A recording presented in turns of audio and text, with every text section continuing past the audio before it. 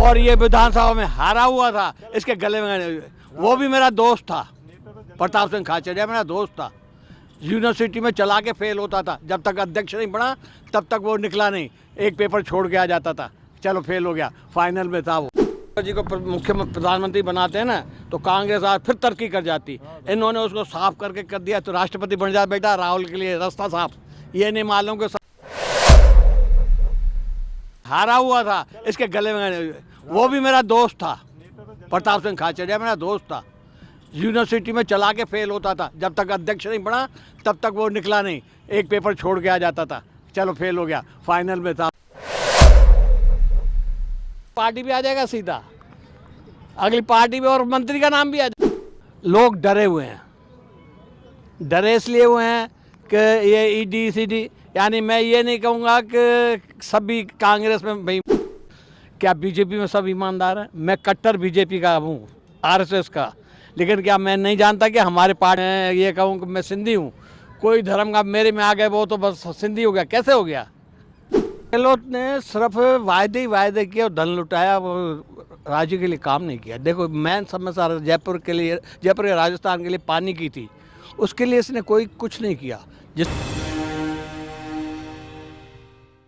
नमस्कार, आप देख रहे हैं थिंक 360 और मैं बलजीत शेखावत। आज हम लोग जयपुर हैं, हमारे साथ एक अंकल मौजूद है जो बहुत ही गजब लग रहे हैं। उनसे हम बात करके जानेंगे कि उनकी क्या राय है, क्या यहाँ का माहौल है, जयपुर में किसका पलड़ा भारी है, कौन जीत रहा है। क्या नाम है सर आपका? मेरा नाम कन्हैयालाल खुबानी है। कन्हैयालाल जी, आप बताइए कि जयपुर में किसका माहौल है इस बार? जयपुर में वैसे तो इस वक्त कोई ज़्यादा वो नहीं, जो पहले झंडे, ये बैनर, मीटिंग है, ये रैलियाँ वैलियाँ कुछ नहीं है, शांत माहौल है। लेकिन एक तरह से, एक की तरफ से बीजेपी का आया माहौल। आपने बोला कि शांत है, क्यों है शांत?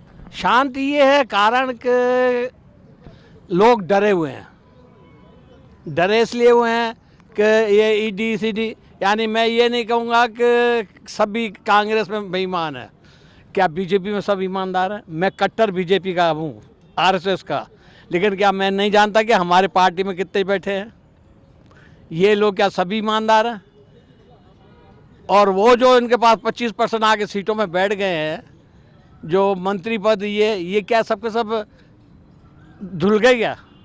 क्यों नहीं उन पर कार्रवाई होती और उन्हीं पे क्यों छापे पड़ते हैं? भाई देखो, आज मैं ये कहूँ कि मैं सिंधी हूँ, कोई धर्म का मेरे में आ गए वो तो बस सिंधी हो गया, कैसे हो गया? है तो असली जात तो वही ना। तो ये आप मान के चलो कि जब तक मोदी है, मोदी देश को विदेशों में नाम तो कमा रहा है। इंटरनल आदमी ये सोच रहा है कि इसी की पार्टी में भी जो बैठे हैं गलत आदमी, उनके ऊपर ईडी सीडी क्यों नहीं जाती,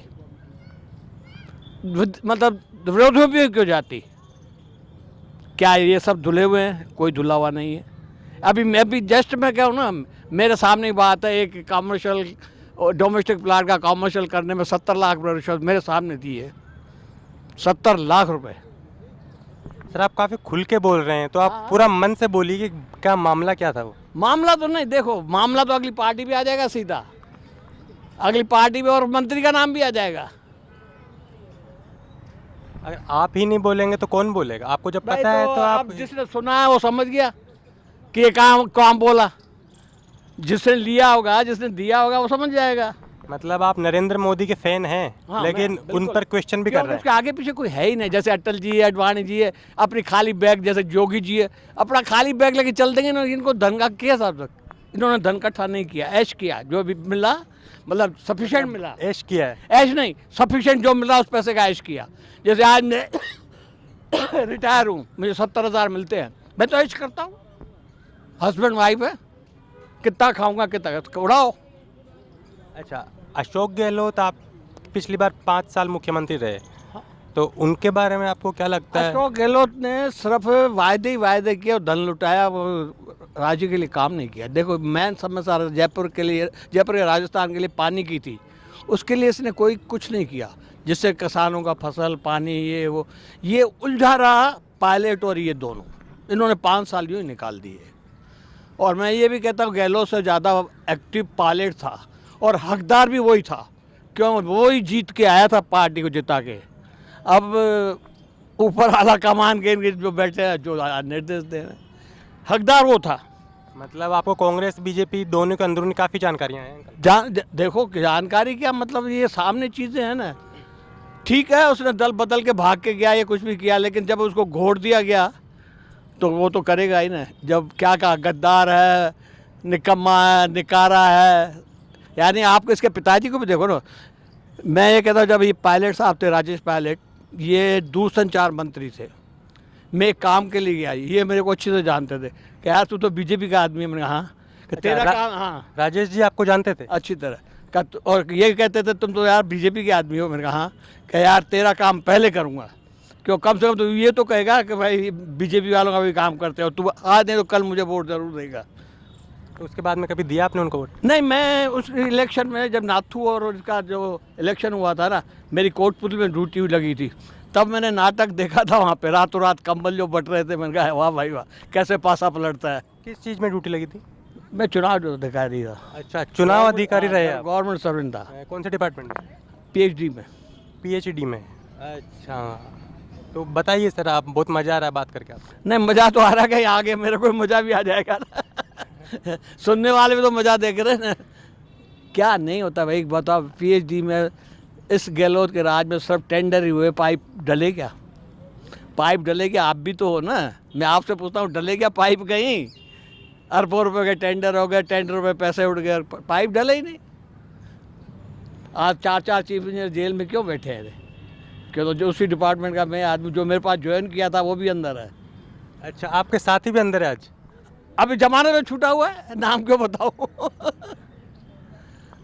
अच्छा, राहुल गांधी एक युवा नेता है जो उनकी पार्टी ऐसा दावा करती है। उनकी उम्र लगभग 50 साल के आसपास में है। तो 50 का मीडियम क्लास का हो गया, लेकिन क्या है कि वो एक परिपक्व नहीं है। वो बोलता है कुछ और उसका मतलब कुछ हो जाता है, ये है। इससे फिर भी ये प्रियंका को आगे करते हैं ना, शायद इनको ज़्यादा। लेकिन इनके जितने भी अच्छे अच्छे नेता थे ना, इन्होंने राहुल के खातिर, गांधी परिवार के सबको, प्रवीण वो साउथ का ये था जो राष्ट्रपति से जो इंदिरा के ज़माने में फाइनेंस मिनिस्टर भी था, अजय भी राष्ट्रपति पद से रिटायर हुआ ना। प्रणब मुखर्जी। हाँ, प्रणब मुखर्जी बेस्ट आदमी था। माधवराव सिंधिया बेस्ट आदमी था। राजेश पायलट बेस्ट आदमी था। कई इनके पार्टी में ऐसे ऐसे बेस्ट आदमी ने जो तो बीजेपी में नहीं थे, लेकिन इन्होंने सब ने एक परिवार ने सबको साइड में लगा दिया कि हमारा ही परिवार। अब ये थोड़ी होते परिवार। हमारे साथ और भी लोग मौजूद हैं, हम उनसे भी बात करके जानेंगे कि उनकी क्या राय है इस बार। रामजी लाल जी, ये बताइए आपको क्या लग रहा है, क्या माहौल है इस बार? कौन जीत रहा है जयपुर में? जयपुर में तो बीजेपी जीतेगी। बीजेपी जीतेगी? क्यों? एक्चुअल में कोई सामने है ही नहीं ना। कोई सामने है तो सही, कांग्रेस से प्रत्याशी नहीं है, पर वो इतने दमदार नहीं है जितने विधानसभा में यहाँ क्या है कि जयपुर शहर में सब मोदी जी के नाम पे वोट देते हैं।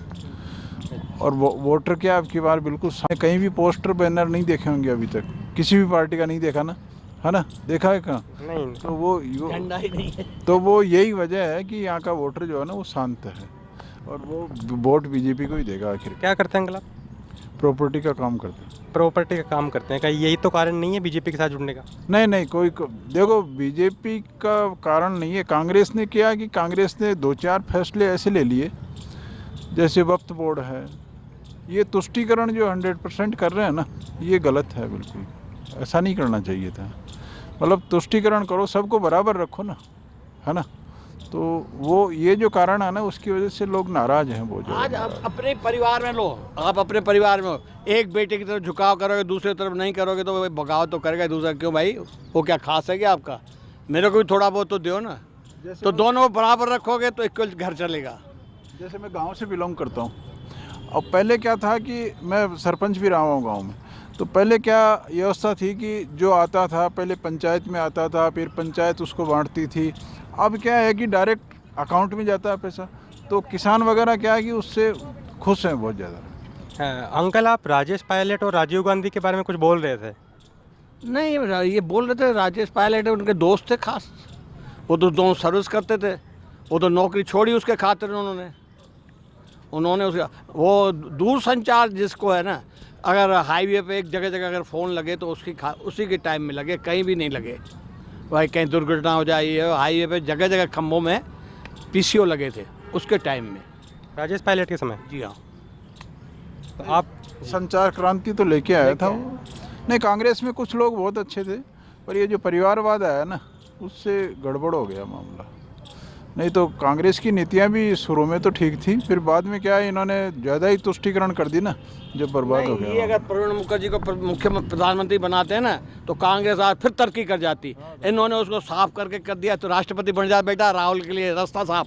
ये नहीं मालूम कि रास्ता हमारा ही साफ हो गया। कोई नेक आदमी था, इंदिरा के ज़माने में फाइनेंस मिनिस्टर था। अंकल आप काफ़ी खुल के बोल रहे हैं, लगता है आपको बहुत ज़्यादा डीप नॉलेज है। अब आराम से बोलिए, कोई दिक्कत नहीं, आप गजब आदमी लग रहे हैं। नहीं, इतना गहराई में तो हमें तो डीप तो अब तो 80 साल को क्या नहीं मालूम पड़ता है। सब कुछ मालूम है हमें, अब दुनिया है चलती रहती है। बाकी मैं ये कहता हूँ, सब मिला के आज विदेशों में मोदी का नाम है, देश का नाम रखा है।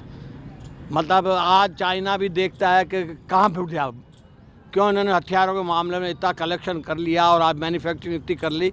आज वर्ल्ड इसकी तरह अमेरिका, रशिया सब ताकते हैं, निर्यात कर रहे हैं। 80% देश इसी डिमांड पे खड़े हैं, लाइन में खड़े हैं, हथियार हमें दो। अगर कुछ की कमी है वो ये अपनी आप पूर्ति करता है। आज के तो अमेरिका एक तरफ हो गया, इसने कहा था तुम रशिया से ऑयल नहीं लोगे, कहा मैं तो लूँगा, मुझे सस्ता दे रहा है।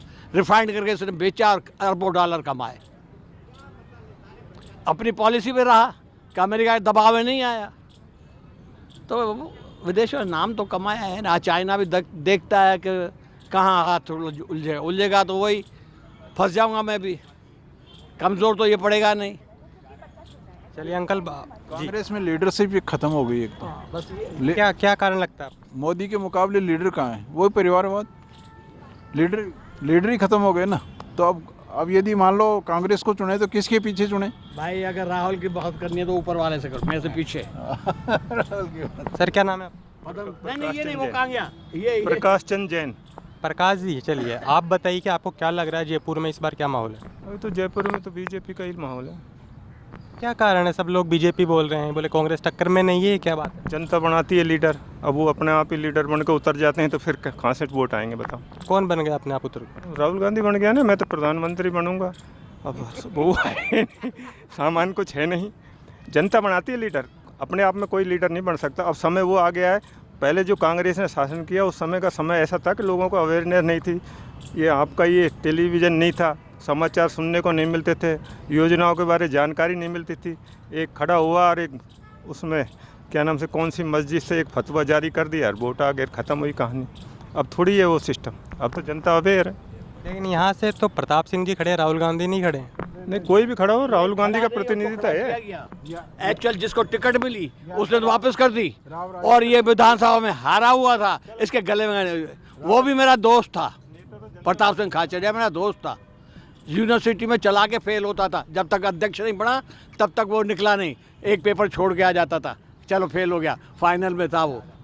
प्रताप सिंह जी देख रही हैं? हाँ, अच्छी तो जानते हैं, यहाँ पे घर पे आए हुए हैं। 3 तो दल बदल चुका, मैं तो साफ कहता हूँ, निर्दलीय था, कांग्रेस था, बीजेपी में था, लेकिन हाँ काम करता था।